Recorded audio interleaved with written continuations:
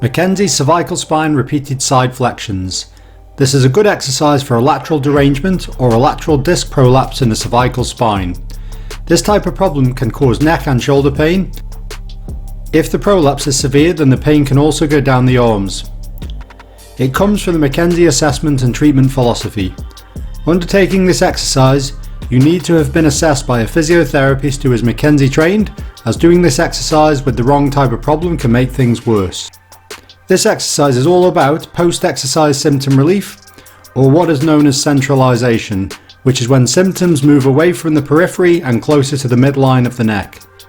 If your symptoms increase more peripherally after performing this exercise, then you must immediately cease the exercise and consult your physiotherapist.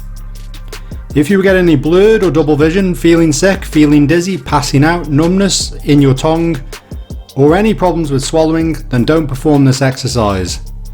Also, if you have any CAUDA EQUINAS symptoms, which include bladder and bowel incontinence, retention, urgency and saddle area numbness, then this exercise isn't right for you and you need to see a physio or doctor as soon as possible.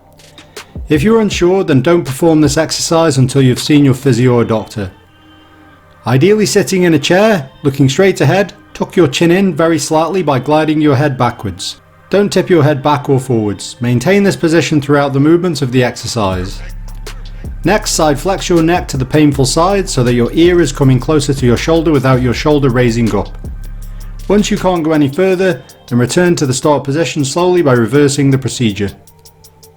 Perform 10 repetitions as far as you can on each repetition. It can bring on worse symptoms during, as long as afterwards the symptoms either lessen or centralise. The frequency that you do depends on whether your symptoms are above or below the elbow.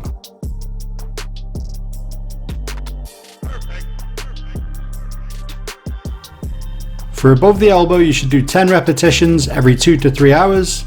For below the elbow, you should do 10 repetitions every hour. Once your symptoms have disappeared for 3 days in a row, then you can wean the frequency down slowly each day until you stop the exercise. Once recovered, you need to reduce the risk of reoccurrence, which you should speak to your physio about.